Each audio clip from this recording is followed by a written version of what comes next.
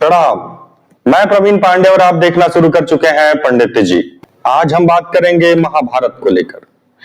महाभारत में कुछ चुनिंदा प्रश्नों के ऊपर आज की चर्चा रहेगी, जैसे कौन सा ऐसा योद्धा था जो नहीं चाहता था कि महाभारत हो, अथवा कौन सा ऐसा व्यक्ति था।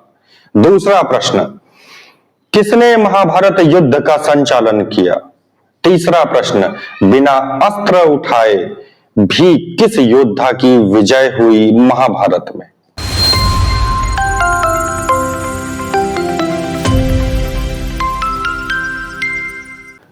कुछ दिन पहले मैं यूं ही YouTube पे कुछ चैनल देख रहा था, तो वहीं पे मुझे ये प्रश्न दिखाई दिया और दुर्भाग्य था कि ये मेरे चैनल पर नहीं था, किसी दूसरे चैनल पर था।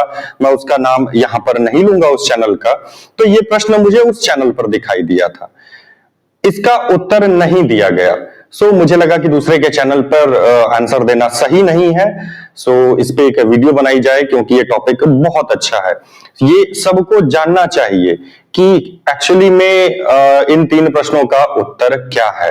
तो देखिए, सर्वप्रथम हम बात करेंगे कौन सा ऐसा योद्धा था जो कि सम्मिलित तो था युद्ध में, पर वो युद्ध नहीं चाहता था। वो नहीं चाहता था कि युद्ध हो। तो इसका सीधा सरल आंसर है श्री कृष्ण। श्री कृष्ण ही इकलौते ऐसे व्यक्ति थे जो चाहते थे भी कि युद्ध हो, और ये भी चाहते थे कि युद्ध ना हो।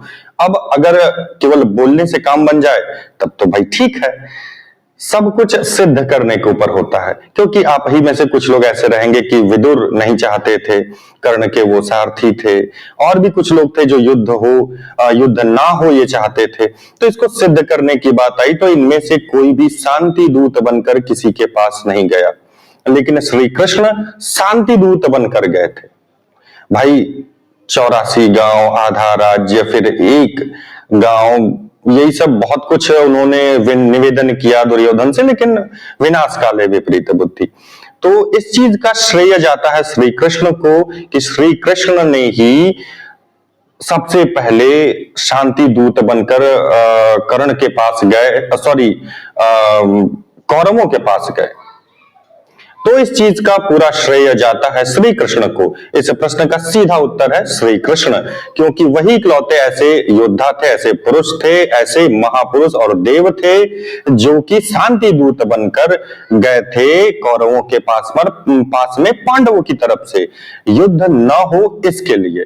अब प्रश्न लाते हैं दूसरा प्रश्न क्या है कि कौन सा ऐसा योद्धा था जो संचालित किया इस युद्ध को। संचालित मतलब क्या, उसके हिसाब से उसका प्रबंध किया। अब देखिए, इसको आप सही ठहराएं या गलत ठहराएं, लेकिन ये थे श्री कृष्ण ही। इस पे बहुत सारे क्वेश्चन उठेंगे। मैं अपने ज्ञान के अनुसार इसे सिद्ध करने की कोशिश करता हूं कि श्री कृष्ण ने महाभारत युद्ध को संचालित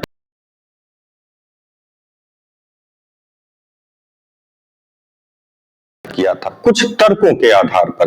तो वो तर्क क्या थे? अगर मैं पहला तर्क दूं तो अर्जुन को दिया गया उपदेश, क्योंकि सर्वप्रथम जब अर्जुन ने देखा कि कौरवों की सेना खड़ी है, उसमें कोई मामा है, कोई भांजा है, कोई पुत्र लग रहा है, कोई दादा बाबा, कोई बाप समान है, तो अर्जुन के मन में यह आया कि मैं कैसे इन पे बाण चलाऊंगा, कैसे इनके प्राण को हरूंगा। सामने गुरुदेव हैं, भीष्म पितामह हैं। तो वहां पर श्री कृष्ण ने उत्साह बढ़ाया अर्जुन का, उनको ज्ञान दिया, उनको बताया, कर्म के बारे में बोध कराया। सो एक ये तर्क रहा। अभी मैं शॉर्ट में बता रहा हूं, अगर आपको विस्तार में चाहिए तो कमेंट करिएगा। एक एक पॉइंट पे जिस तरह से भी आप, जो भी कमेंट्स ज्यादा रहेंगे, जिस तरह से आप समझना चाहेंगे उस तरह से मैं समझाने का प्रयास करूंगा। अब दूसरा तर्क देखते हैं। देखिए, दूसरे दिन ही, मतलब महाभारत युद्ध शुरू होने के कुछ ही दिन में सबसे पहले अर्जुन की मृत्यु तय थी कर्ण के हाथों, क्योंकि कर्ण के पास में वैष्णवास्त्र था जिसका कोई जवाब अर्जुन के पास में नहीं था, और ये श्री कृष्ण भली भांति जानते थे। उन्होंने, अब इसे आप छल कहिए या जो कहिए, कौरवों के साइड से सोचने वाले से छल कहते हैं, और पांडवों के साइड से सोचने वाले अथवा रणनीतिकार इसे रणनीति बोलते हैं। उन्होंने उस अस्त्र को बेअसर करने के लिए, मतलब उस मिसाइल को बेअसर करने के लिए किसी दूसरे को भेज दिया, ऐसे व्यक्ति को जिसका जवाब पूरी कौरव सेना के पास न हो। वो कौन व्यक्ति था? वो था भीम का पुत्र घटोत्कच। भीम की पत्नी का नाम हिडिंबा था। अब हिडिंबा और भीम का विवाह कैसे हुआ, ये एक दूसरा और बड़ा इंटरेस्टिंग सब्जेक्ट है। अगर आप चाहेंगे तो इस पे भी मैं वीडियो बनाऊंगा। फिलहाल अभी केवल इतना जान लीजिए कि हिडिंबा भीम की पत्नी थी और उनका पुत्र था घटोत्कच। तो घटोत्कच को कौरवों की सेना पे रात में ही भेज दिया गया, क्योंकि पता था कृष्ण को, श्री कृष्ण को, कि सुबह होते ही युद्ध होगा। अगर वैष्णवास्त्र रहा कर्ण के पास में तो अर्जुन को कोई नहीं बचा सकता। सो वैष्णवास्त्र को बेअसर करने के लिए, भाई है तो मिसाइल एक ही ना, उनके पास वैष्णवास्त्र तो एक ही है, उसका आवाहन वो एक ही बार कर सकते थे। सो उन्होंने घटोत्कच को भेजा। घटोत्कच ने महान हाहाकार मचाया, कौरवों की सेना को तितर बितर कर दिया। दुर्योधन चिल्लाता रहा कि मारो कर्ण, मारो कर्ण। बोल रहा है कि भाई मैं क्यों मारूं, कोई और मार दो। अगर मैंने इसको मारा तो फिर मेरे पास वो अस्त्र नहीं रहेगा जिससे मैं वध कर सकता हूं अर्जुन का। परंतु किसी और में इतना सामर्थ्य नहीं था कि वो घटोत्कच को हटा सके, उसका सामना कर सके। अंत में मजबूर होकर कर्ण ने वैष्णवास्त्र का प्रयोग किया और घटोत्कच को समाप्त किया। इस तरह से भगवान श्री कृष्ण ने अर्जुन को बचाया। अगर अर्जुन शेष नहीं बचते, जीवित नहीं बचते, तो मे बी कि महाभारत वहीं समाप्त हो जाती, दूसरे दिन ही समाप्त हो जाती। अभी अर्जुन एक बार और मरने वाले थे, अर्जुन की मृत्यु एक बार और आ गई थी, वहां पर उनके पुत्र की बलि दी गई। अब यही जब आपने सुना होगा, महाभारत में देखा भी होगा कि चक्रव्यूह की रचना की गई थी। भगवान को पता था कि आज यहां पर अर्जुन शेष नहीं बचेंगे, इसलिए अर्जुन को लेकर युद्ध में दूसरे तरफ चले गए। पर अर्जुन जैसा वैसा ही पराक्रमी उनका पुत्र अभिमन्यु। अभिमन्यु कैसे किसी ललकार को छोड़ सकता हो? अभिमन्यु ने ललकार को, चैलेंज को स्वीकार किया। उसने कहा कि हमारे पिता नहीं है तो क्या हुआ, हम हैं, हम सामना करेंगे, हम अर्जुन के पुत्र हैं। सो उसने चैलेंज को स्वीकार किया और भेद डाला। उसको छल से मारा गया। वह छल कहें या उनकी तरफ से रणनीति कहें, पर मैं तो छल ही कहूंगा। ये मेरा ज्ञान कहता है, मेरा भाव कहता है कि छल से उसे मारा गया, नहीं तो अभिमन्यु को हराने वाला कोई नहीं था। सो यहां पे प्राण बचाए गए अर्जुन के, ताकि ये युद्ध आगे चल सके और सत्य की विजय हो सके। अब तीसरा बड़ा इंपॉर्टेंट फैक्टर आता है। अब ये समझिए कि इस युद्ध को कुछ दिनों में ही समाप्त किया जा सकता था बर्बरीक के द्वारा। अब बर्बरीक कौन है? अगर थोड़ा सा ध्यान से आपने महाभारत देखी होगी, वही रामानंद सागर वाली, पढ़ने को तो मैं उम्मीद नहीं रखता हूं कि बहुत लोगों ने पढ़ी होगी, जो पढ़े हैं बहुत अच्छा है। तो बर्बरीक भीम का पुत्र था घटोत्कच और घटोत्कच का पुत्र था बर्बरीक। बर्बरीक एक ऐसा योद्धा था जिसका सामना कोई नहीं कर सकता था, ऐसा तीरंदाज था। बस उसका एक वचन था, एक संकल्प था, एक कसम कह लीजिए थी कि वो कभी भी सुदृढ़ की तरफ से नहीं लड़ेगा, हमेशा निर्बल की तरफ से लड़ेगा, दुर्बल की तरफ से लड़ेगा, जो पक्ष कमजोर होगा उसकी तरफ से लड़ेगा।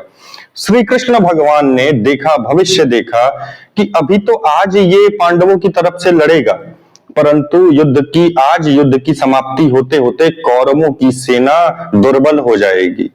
सो अपने वचन से बाध्य बर्बरीक फिर दुर्योधन की तरफ से लड़ेगा, कौरवों की तरफ से लड़ेगा और पांडव सेना समाप्त हो जाएगी। इसलिए भगवान श्री कृष्ण ने वरदान उनसे बर्बरीक से कहा, चेक करने के लिए भी उसको चैलेंज भी किया था बर्बरीक को कि सारे पत्तों का भेदन कर दो। लोग कहते हैं गिरा दो, गिराना नहीं, भेदन करना था, पत्तों में छेद करना था। सो उसमें वो पास हो गया था, अपने पैरों से वो एक पत्ते को दबाए थे। अब वो अस्त्र क्यों नहीं भगवान श्री कृष्ण पे वर्क किया, ये भी एक अच्छा विषय है, इसके बारे में भी कभी बताएंगे, अभी टॉपिक पे ही हम बने रहते हैं। सो वहां पर जब भगवान श्री कृष्ण कहे कि तुम महान योद्धा हो, क्या तुम मुझे कोई वर दे सकते? तो उसने कहा प्रभु सब आपका है, मांगे। तो भगवान श्री कृष्ण ने अपने माया के अनुसार अपनी माया चली और सब कुछ अपने ढंग से चलाते थे वो। आज भी क्या, हमेशा सारी सृष्टि उनके हिसाब से चलती है। सो उन्होंने फिर अपने सुदर्शन के द्वारा बर्बरीक की गर्दन को अलग किया उसके धड़ से। बर्बरीक की एक ही रिक्वेस्ट थी, एक ही कामना थी कि वो महाभारत युद्ध देखना चाहते थे। सो उनका सर ऐसी जगह, ऐसे पर्वत पर रखा गया जिससे वो महाभारत का युद्ध अंत तक देखे। देखिए, इन बातों से सिद्ध होता है कि संचालन भगवान श्री कृष्ण ने किया, क्योंकि जब अर्जुन ही नहीं रहते तो कैसे युद्ध आगे बढ़ता? कौरव जीत जाते, सत्य की जीत होती? नहीं होती। अर्जुन को एक बार दो बार बचाए, फिर बहुत सारे ऐसे इवेंट हैं, उसमें बहुत सारे ऐसे मोमेंट आए हैं जहां पर भगवान श्री कृष्ण आगे आए हैं। बहुत सारे बातें करेंगे तो अब तो पूरी गीता ही पढ़ी है, पूरी महाभारत पढ़ी है इन चीजों पे बातें करने के लिए। फिलहाल तर्कों के आधार पर मैंने ये सिद्ध किया। अगर अभी भी किसी को संदेह है तो कमेंट करें, और भी डीपली मैं इसे बताऊंगा। अब बात करते हैं कि कौन सा ऐसा वीर योद्धा था जो महाभारत युद्ध में सम्मिलित होते हुए भी शस्त्र नहीं उठाया, इसके बावजूद वही विजयी कहलाया। युद्ध खत्म होने के बाद भीम कहे मैंने 100 पुत्रों को मारा, मेरा बाहुबल गदा द्वारा, ये वो फलान धमाका। अर्जुन मैंने मारा। तब बर्बरीक ने कहा तुम में से किसी ने नहीं मारा। बर्बरीक ने इन चीजों को क्लैरिफाई किया, बर्बरीक ने बताया इन चीजों को कि शांति दूत को बन के कौन गया? भगवान श्री कृष्ण गए। ये नहीं चाहते थे कि युद्ध हो, पर जब युद्ध आ जाए तो उसे टालना भी नहीं चाहिए। अगर वही करना है, युद्ध ही करना है, तो करो, खत्म करो काम को। सत्य के लिए युद्ध किए। अब युद्ध कभी का समाप्त हो जाता, परंतु अपनी रणनीति से, अपने रण कौशल से प्रभु श्री कृष्ण ने कई कई बार अर्जुन की जान बचाई। उन्होंने तर्कों को दिया, इवेंट्स को बताया, ये मोमेंट हुए जहां पे भगवान श्री कृष्ण नहीं होते तो ये युद्ध खत्म हो गया होता, तुम्हारी गदा धरी रह गई होती और अर्जुन तुम्हारा गांडीव धरा रह गया होता। उसने बताया कि इन चीजों को, इन परिस्थितियों को, उन मोमेंट्स को याद करो और अब बताओ कौन विजयी हुआ? श्री कृष्ण विजयी हुए। मुझे लगता है कि आप भी सहमत होंगे मेरे इन विचारों से। अगर सहमत हैं तो राधे राधे, नहीं सहमत हैं तो कमेंट करिए, मैं उसको और क्लैरिफाई करने की कोशिश करूंगा और डीप जाने की कोशिश करूंगा। आज के वीडियो के लिए बस इतना ही, मिलते हैं फिर अगली वीडियो में, तब तक के लिए प्रणाम।